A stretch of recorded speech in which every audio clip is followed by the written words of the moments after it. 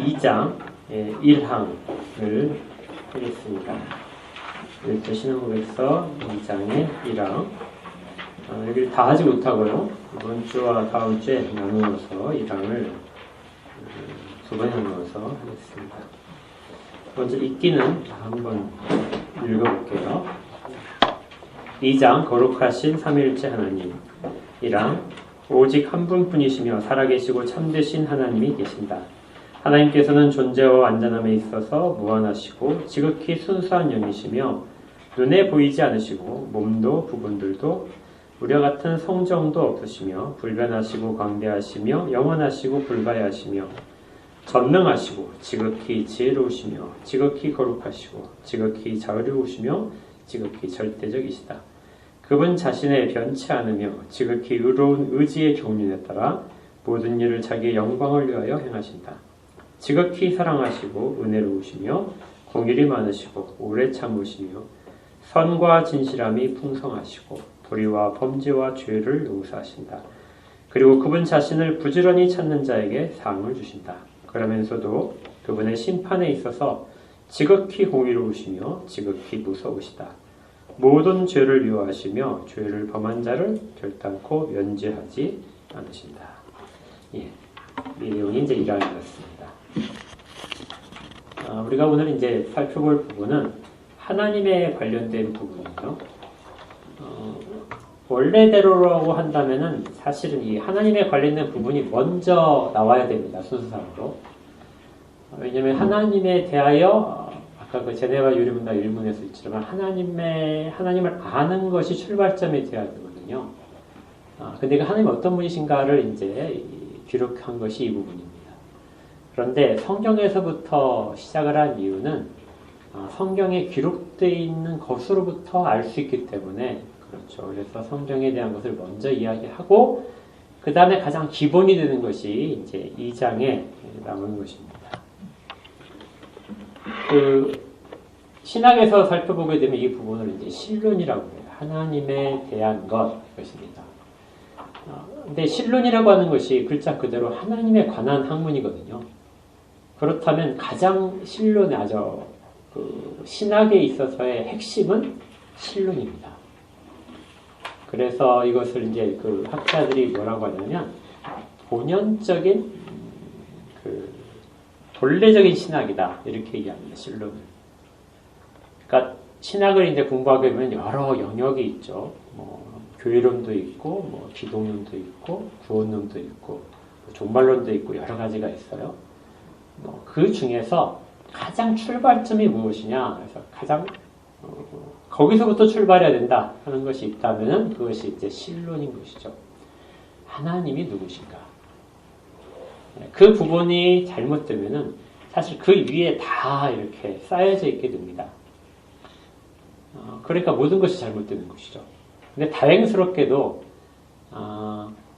대부분의 하나님을 믿는 사람들이 가지고 있는 신학 체계에서 신론 이 부분은 거의 똑같아요.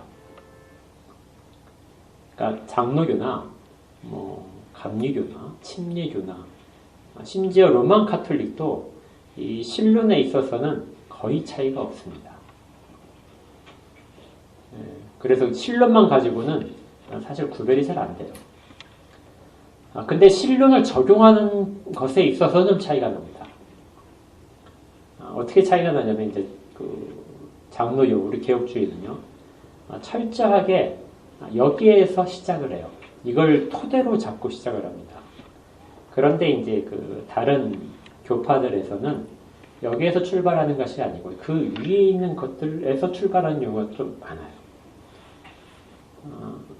어떤 교파들은 예수 그리스도에서부터 출발을 합니다. 그러니까 신학의 중심이 예수 그리스도에 있어요.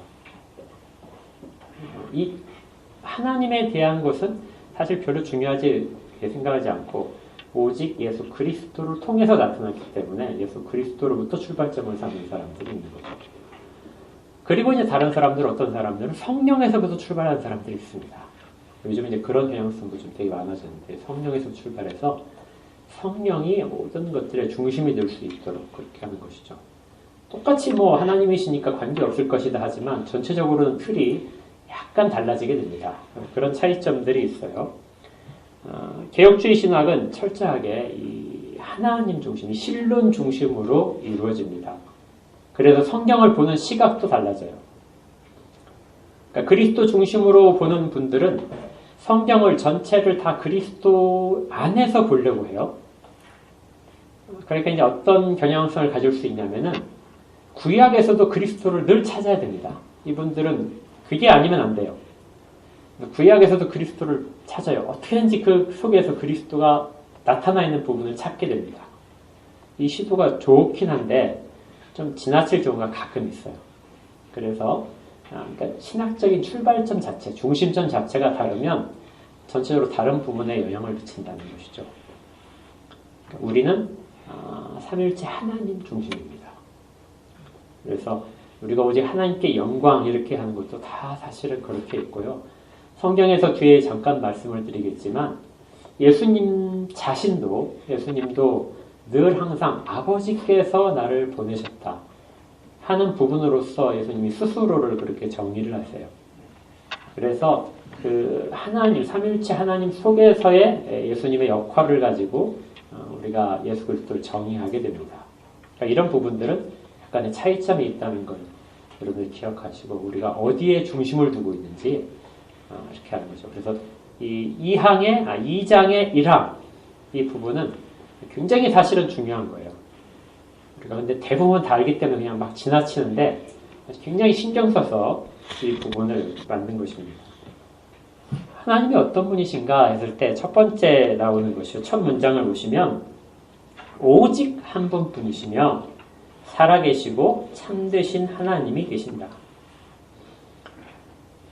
하나님은 오직 한 분뿐이시다. 그리고 살아계신다. 그리고 참되시다. 이 세 가지가 하나님에 대한 가장 기초적인 설명입니다. 하나님은 어떤 분이시냐 이렇게 했을 때 존재론적으로 말을 하는 것이거든요. 하나님은 한 분이시다. 그리고 하나님은 살아계신다. 그리고 하나님은 참되시다. 우리가 이걸 늘 기억을 하고 있어야 돼요. 이것을 하나님은 한 분뿐이시다 하는 것을 우리가 유일신론이라고 하죠. 우리는 다른 여러 하나님을 섬기는 것이 아니라 단 한 분이신 하나님을 섬긴다. 이게 사실은 어려워요. 그 분이 그 문장에서 끝에 뭐라고 하냐면 계신다 이렇게 하잖아요. 그러니까 가장 그 기본적인 문장은 하나님이 계신다는 겁니다. 근데 그 하나님은 한 분이시고 살아계시고 참되시다. 이렇게 이제 둘로 나눠서 살펴볼 수 있어요. 그러니까 모든 문장 중에, 모든 지식 중에 이 세상의 모든 어떤 것들을 다 통틀어도 가장 기본적인 문장이 뭐냐면 하나님이 계신다는 문장이에요.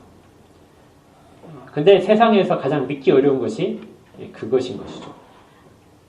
하나님이 계신다 이렇게 하게 되면 하나님이 어디 계시는데 한번 증명해봐. 증명하면 내가 믿을게. 이렇게 이야기를 많이 하게 됩니다. 여러분들은 어떻게 그런 대답을, 질문을 들었을 때 어떻게 대답하시겠어요? 하나님이 계시다는 걸 나한테 설명해 줘봐. 예? 따라와.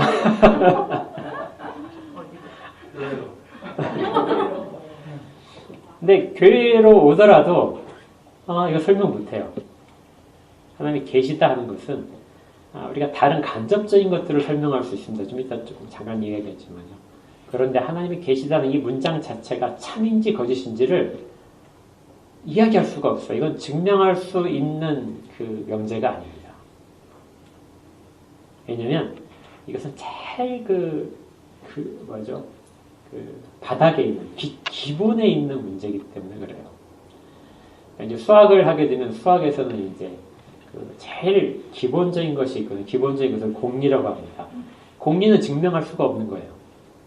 증명할 수가 없는데 그것 위에서 다른 것들이 쌓이는 것이지 그걸 증명하려고 하는 것은 전체를 다 날리는 겁니다. 그러니까 하나님이 계신 거 증명해봐. 이렇게 하는 것은 전체를 받지 않겠다는 거거든요. 증명할 수 없는 영역입니다. 그래서 하나님이 계시다는 사실을 믿지 못하는 사람들에게 우리가 대응할 수 있는 첫 번째 것이 있어요. 두 가지 방법이 있는데 첫 번째 것이 뭐냐면 어떤 설명도 필요 없어요. 그냥 계셔. 이렇게 답을 하는 거예요.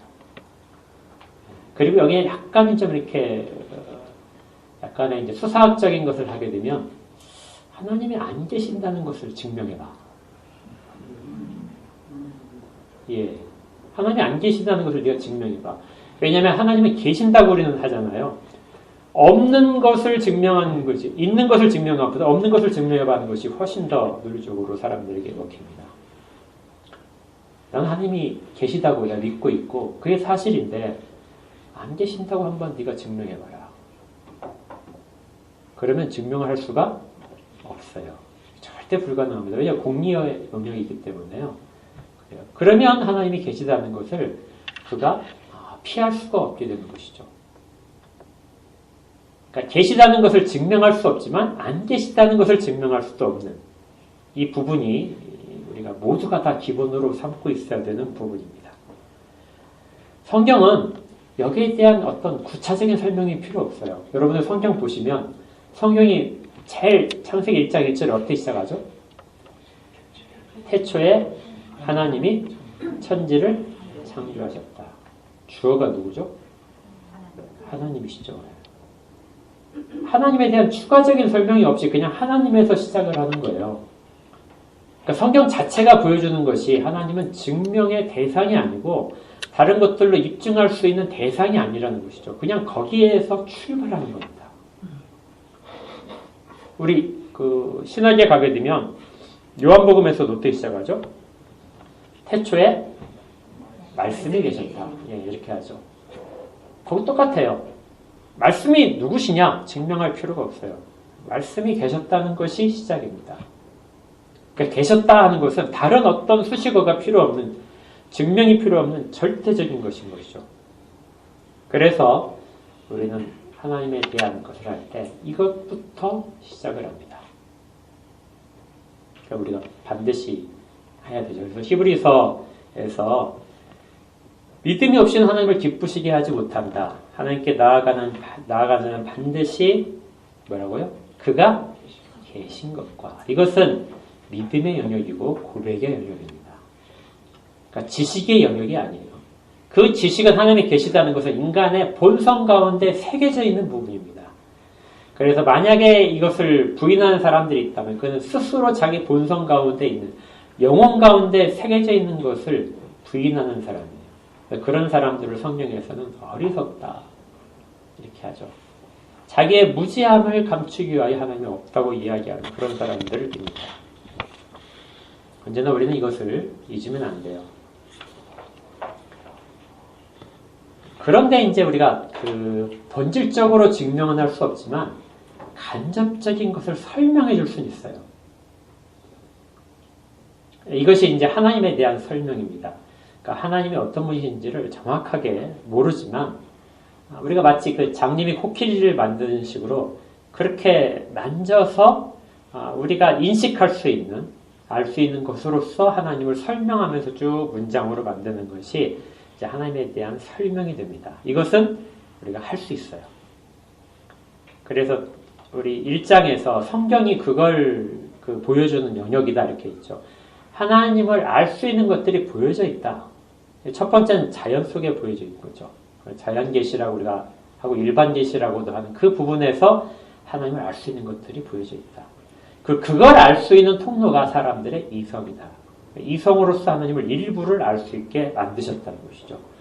그리고 성경을 통하여 하나님 어떤 분인지를 구체적으로 우리가 발견하게 됩니다.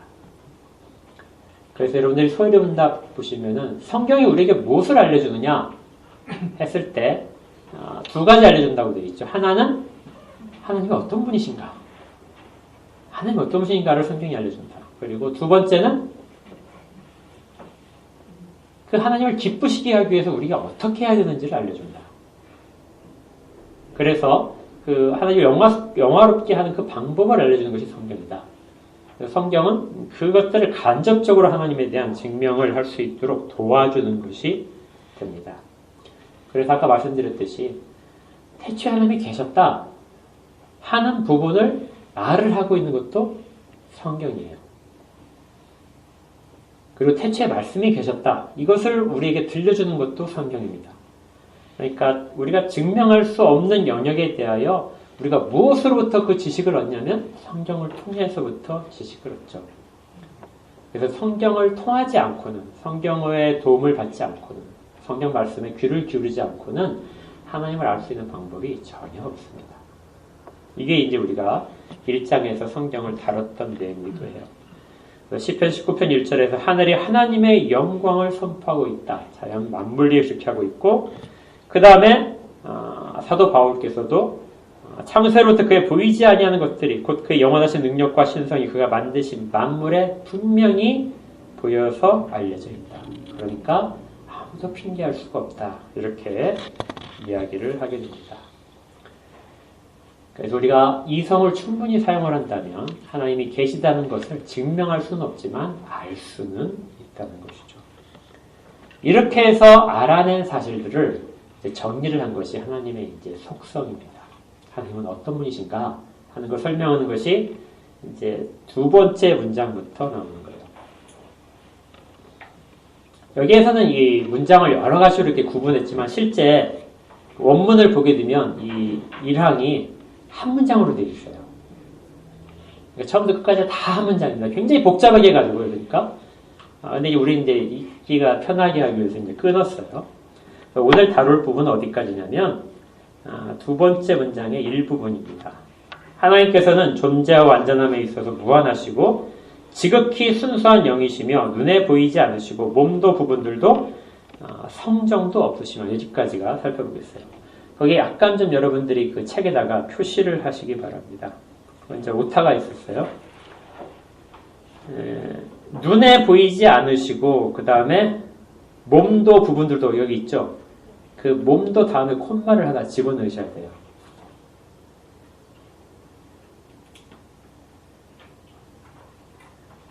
예, 그리고 괄호를 하나 이렇게 묶어서 처리를 할 부분이 있습니다.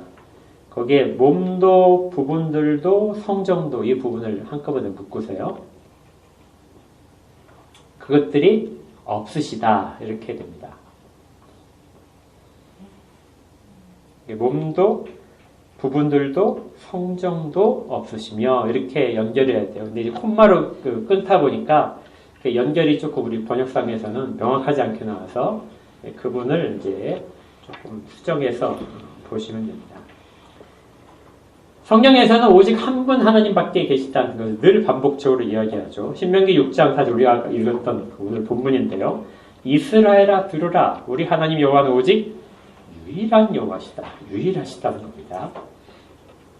그리고 신명기 4장 35절에서도 이것을 내게 나타내심은 여호와는 하나님이시오. 그 외에는 다른 신이 없음을 내게 알게 하려 하십니다. 하나님 외에 신이라고 부를 수 있는 존재는 아무도 없습니다. 그리고 또 하나님이라고 불릴 수 있는 존재도 하나밖에 없는 거죠. 고린도서 8장 4절에 그러므로 우상의 제물을 먹는 일에 대하여는 우리가 우상은 세상에 아무것도 아니며 또한 하나님은 한 분밖에 없는 줄 아노라. 디모데전서 2장 5절에서도 하나님은 한 분이시오.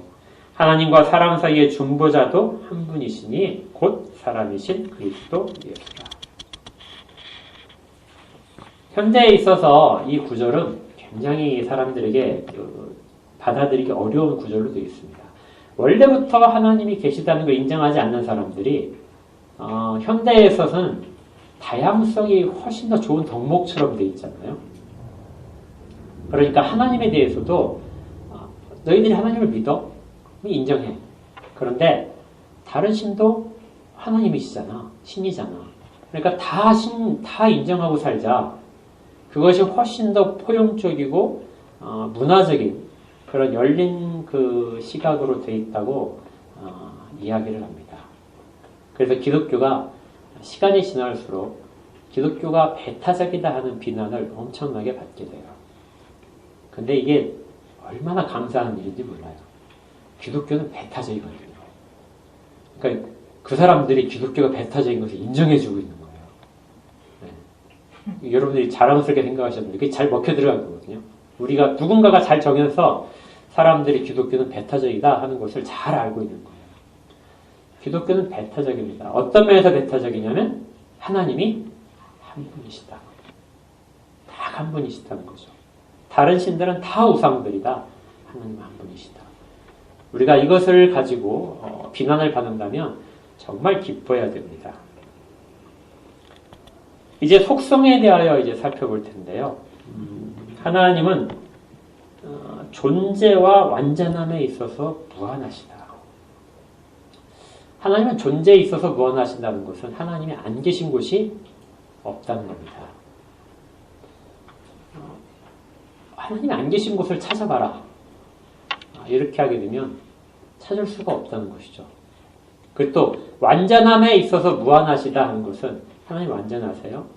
그런데 그것이 완전함이 무한하다 하는 것은 하나님의 완전함이 약해지는 곳이 없다는 거예요.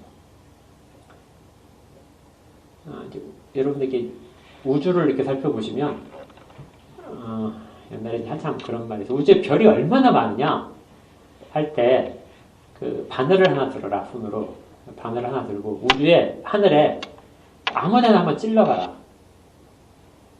그러면 우리 눈에 보일 때는 별이 한 2,000개밖에 안 보여요.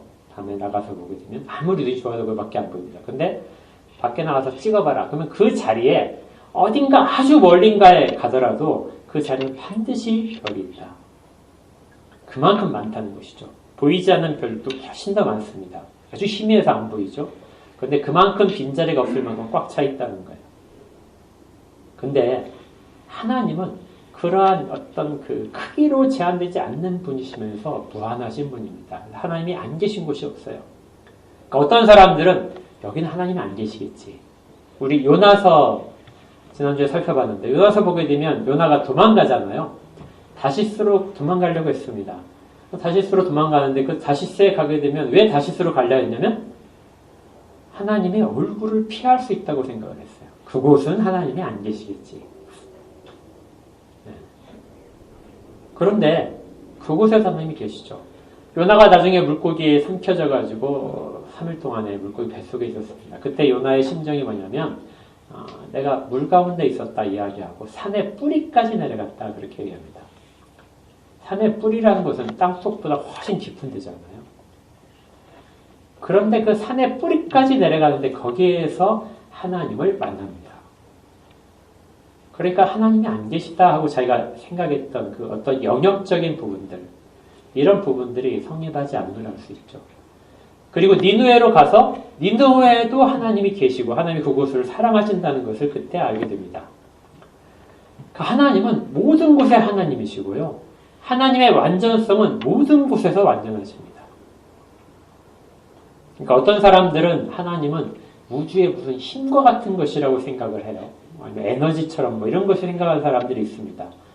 그런 사람들에 대하여 우리가 설명을 하려면은 하나님은 안 계신 곳이 없어. 우주에 있는 힘은 차단할 수가 있어요. 여러분 전파 차단하잖아요. 전파 전파 차단제를 이렇게 쓰게 되면 하잖아요. 그리고 여러분 핸드폰 지금은 없어진 중국집 철가방 속에 핸드폰 넣게 되면 안 울리는 거 아시죠? 예, 차단 전자파 다 차단돼요. 예, 전자파 차단 장치 전부 다 있습니다. 그렇게 차단할 수 있어요. 여러분 집에 쓰는 뭐죠? 전자레인지 그 안에 나오는 전자파들 거기 다 차단시키잖아요. 우주에 있는 힘들은 차단할 수 있습니다. 그런데 차단할 수가 없어요. 하나님은 그래서 무한하시고 완전하신 가운데 모든 곳에서 하나님의 능력을 채우고 계십니다. 그걸 이제 좀 어려운 말로 편재하신다 이렇게 얘기하죠. 힘은 또 멀어지기는 멀어질수록 약해지죠. 그래서 근원이 있고 근원으로부터 멀어지면 약해지는 것이 힘입니다. 그런데 하나님은 그렇지 않으세요. 모든 곳에서 하나님의 본질적인 부분이 동일하시고 하나님의 전능하심도 동일하십니다. 그래서 유대인들이 나중에 자기들 가나안 땅의 하나님이라고 생각하던 그런 것을 벗은 경우가 생기겠죠. 이게 뭐냐면 바벨론으로 끌려가서 보는 거예요. 바벨론으로 끌려갔는데 설마 그곳에서 하나님이 계실까? 그것도 하나님이 여전히 통치자실까? 가나안 땅에서만 하시는 것 같아요. 근데 그곳에 가니까 하나님이 통치하신 거예요. 그곳의 왕에게, 바벨론의 왕에게 하나님이 경배를 받으십니다. 놀라운 일이었죠. 이스라엘이 멸망하면서 이스라엘의 하나님에 대한 시각이 확 넓어진 거예요. 이것이 바로 하나님께서는 존재에 있어서 그리고 그 완전함에 있어서 무한하시다 하는 표현 속에 있습니다. 그러니까 여러분들도 늘 기억해야 돼요. 하나님은 정말 무한하시다. 하나님의 눈길을 피할 수 있는 곳은 없다. 하나님의 도움이 손길이 닿지 않는 곳은 없다. 이건 시간에 대해서도 마찬가지입니다. 하나님은 시간에 대해서도 모든 존재로서 완전성으로서 무한하게 하나님께서 섭리하세요. 두 번째, 하나님은 지극히 순수한 영이십니다. 하나님은 물질이 아니시라는 것이죠. 하나님은 영이시기 때문에 사람들이 그를 계수할 수가 없어요. 하나님은 어떤 분이시라고 늘 말을 하지만 명확하게 알 수 없습니다. 우리는 부분적으로만 하나님을 알 수 있어요. 오전에 쓰는 것처럼 예수 그리스도의 영광이 무엇인지 우리는 잘 모릅니다. 명확하게 알 수 있는 사람 아무도 없어요. 그러나 그것들을 알 수 있는 때가 온다는 것이죠. 지금보다 훨씬 더 하나님에 대한 생각이, 지식들이 풍성해지는 때가 반드시 오게 됩니다. 이것이 하나님께서 순수한 영이시다. 그 다음에 이제 부정어로서 하나님을 설명하게 돼요. 하나님은 눈에 보이지 않으신다, 뭔가 않으신다, 뭔가가 없다 하는 식으로 이렇게 설명하는 것이 이제 부정의 방법이라고 하는데요. 그렇게 설명할 수밖에 없어요. 어떤 것인지를 설명하지 못하는데 우리가 가진 한계에서의 그걸 부정하면은 하나님을 설명하는 것이 됩니다. 그러니까 하나님은 우리 눈으로 볼 수 있다. 하나님을 내게 눈으로 보여줘. 그럼 내가 믿을게. 사실은 이게 말이 안 되죠. 눈에 보이면 하나님이 아니세요. 그 사람이 원하는 것은 우상뿐입니다. 하나님은 눈에 보이지 않아. 사람이 아무리 생각하더라도 그 사람이 생각하는 영역을 깨야 하나님이 비로소 알 수 있게 된다는 것입니다. 그 다음에 이제 세 가지 없는 것이 나와요. 첫 번째가 몸입니다. 하나님은 몸이 없으세요. 이건 위에 있는 지극히 순수한 영이시다 하는 부분에서 연결될 수 있습니다. 그리고 이제 두 번째, 부분들이 없으시다. 이건 이제 여기서부터 이제 많이 사람들이 좀 착각하는 거예요. 하나님은 부분이 없으세요. 부분이라고 하는 것은 나뉘어지는 것이죠. 사람은 몸이 나눠져 있죠. 역할이 구분되어 있습니다. 머리가 있고 팔다리, 다 있죠. 이것들이 종합적으로 엮여져서 함께 작동을 하는 것이 사람입니다. 근데 이렇게 사람을 기준으로 해서 하나님을 설명하려고 하는 그런 시도가 늘 있습니다. 이거 이제 그 부분을 거부하는 거죠. 하나님은 전체로서의 단순하신 하나님이에요. 단순성이라고 표현합니다. 이게 무슨 말이냐면, 밑에 이제 나올 거예요. 하나님 거룩하시다. 그러면 사람들은 생각하기에 하나님이 거룩하신 것은 하나님의 어느 부분이 거룩할까? 그래서 팔쯤이 이렇게 거룩하다고 생각할 수 있어요. 하나님 전능하시다. 뭐 발쯤이 이렇게 하고, 하나님 지극히 지혜로우시다. 그러면 막 머리쯤 이렇게 생각할 수 있습니다. 하나님은 그렇지 않다는 거예요. 부분이 없으시다는 것은 전체로서라는 뜻입니다. 전체로서 완전하세요. 나중에 다음 주에 이제 설명하겠지만, 하나님이 지혜로우시다 했을 때, 하나님은 부분적으로 지혜로운 것이 아니라, 하나님 전체가 다 지혜로운 거예요. 하나님이 거룩하시다 그러면 하나님 전체가 거룩하십니다. 또 하나님이 공의로우시다 그럼 하나님 전체로서 공의로우세요. 그러니까 이게 하나님의 공의와 사랑이 이렇게 늘 충돌하는 개념처럼 되게 되거든요. 그래서 어떤 사람들 하나님은 반절은 공의로우시고 반절은 사랑으로 자비로 가득 차 있어요.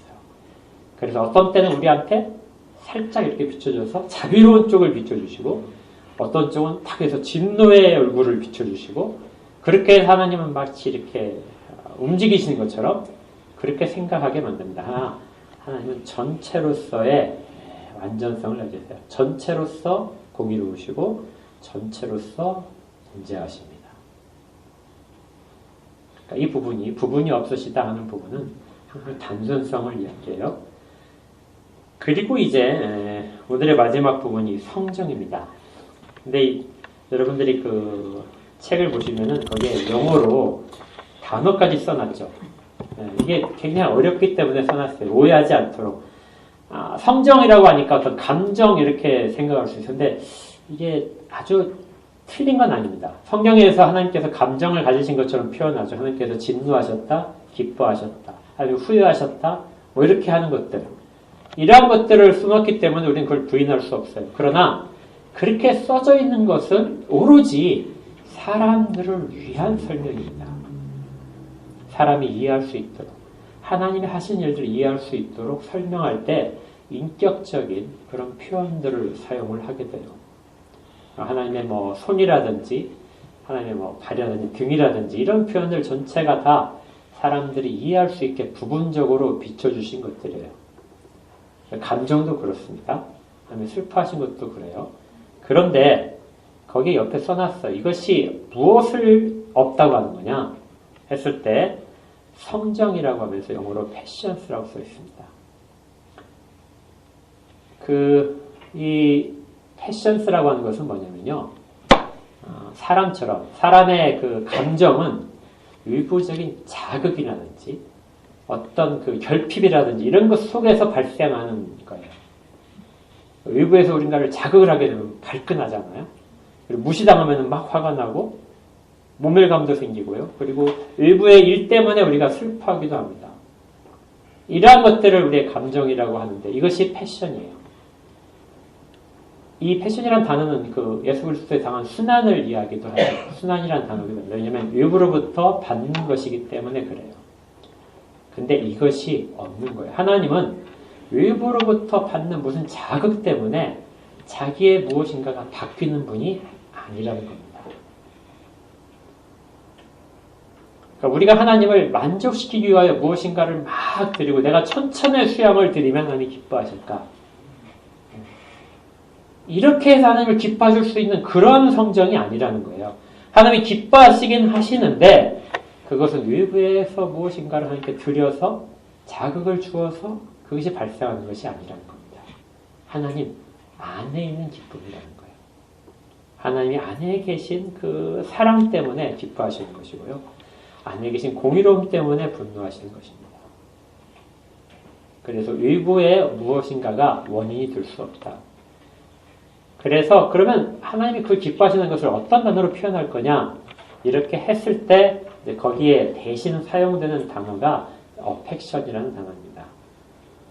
여러분들이 그 조나단 에드워드 책 보게 신앙과 정서 있잖아요. 그 정서에 해당하는 단어가 어펙션입니다. 이건 수동적인 하나님의 감정이 아니라 하나님의 표현인데, 인격적인 표현인데 그것은 외부적인 자극에 의해서 발생하는 것이 아니라 하나님 내재적인 것에 의하여 발생하는 것이다. 이걸 우리에게도 나중에 꼭 적용시켜야 됩니다. 우리의 신앙이 외부적인 것으로 해서 좌우되는 그런 신앙은 이 패션에 있는 신앙이에요. 우리의 성정에 따라서 달라지는 신앙입니다. 하나님에 대한 사랑의 표현도 우리의 기분에 따라 달라지고 이렇게 하는 것은 실질적인 우리가 가진 본성의 변화가 아직 되지 않은 영역이라는 거예요. 오전에도 있었지만 우리가 가장 기뻐해야 될 것은 예수 그리스도의 영광을 보는 것이죠. 그것이 가능한 이유는 우리 가운데 그것이 본성적으로 가장 원하는 것이 됐기 때문에 그렇습니다. 우리 마음이 그걸 찾고 있는 거예요. 우리의 본성적인 영역이 찾고 있을 때 이것이 우리가 가진 하나님이 가지신 것과 유사한 그런 성정이 되는 것이죠. 하나님은 외부의 어떤 거에 의해서도 좌우되지 않으신다. 그래서 우리가 늘 하나님을 신뢰할 수 있게 되는 겁니다. 만약에 변덕스러우시다면 우리가 누가 더 많이 바치고 그러면 더 많은 상을 주고 기뻐하시고 이런다면은 그건 우리가 하나님을 믿을 수 없죠. 신뢰할 수 없게 됩니다. 외부의 자극과 관계없이 오히려 하나님의 근원이 있는 것, 하나님 자신의 이유가 있어서 그것들을 하는 것이 우리가 얘기하는 이 하나님은 성정이 없으시다는 것이죠. 그러니까 우리가 하나님을 믿을 때 이 부분을 명확하게 알고 있어야 돼요. 오늘 꼭 정리를 한번 해보겠습니다. 첫 번째, 하나님은 어떻다고요? 계신다. 하나님은 계신다. 이것은 가장 기본적인 출발점이에요. 근데 그 하나님은 어떤 분이시냐 했을 때 첫 번째 나온 것이 오직 한 분이시다. 그리고 살아계신다. 하나님이 역사하신다는 뜻이에요. 지금도 하나님은 역사하신다는 표현을 살아계신다. 그리고 참되신다. 또한 그 하나님은 존재와 완전함에 있어서 무한하시다. 하나님이 안 계시는 곳이 없고 피할 수 있는 것이 없고 하나님께 감출 수 있는 것이 아무것도 없다. 그리고 모든 곳에서 하나님이시다. 그러니까 어떤 특별하게 하나님의 기운이 아주 강하게 나타나는 곳이 따로 있을까요? 없을까요? 없어요. 어디 가면은 막 그 영빨이 세서 막 이렇게 되는 그런 곳은 없습니다. 하나님은 그곳에서 특별히 더 강하게 역사하시지 않으세요. 오직 있다면은 하나님을 영화롭게 하는 그 방편들, 우리가 이제 하나님의 은혜의 방편이기도 하고 우리가 하나님을 영화롭게 하기 위해서 말씀이 주어져야 되기 때문에 그런 것이 강하게 일어나는 곳이 사실은 하나님이 가장 기뻐하시는 장소가 되는 곳이죠. 우리의 모든 것들이 그렇게 되어야 됩니다. 그리고 지극히 순수한 영이시며 눈에 보이지 않으신다. 몸도 부분들도 그리고 성정도 없으시다. 우리가 믿고 우리가 섬기고 우리가 그분의 말씀을 따르는 하나님은 이런 분이십니다. 꼭 이렇게 하나님을 잘 기억하면서 바르게 믿기를 주님으로 축복합니다. 함께 기도하겠습니다.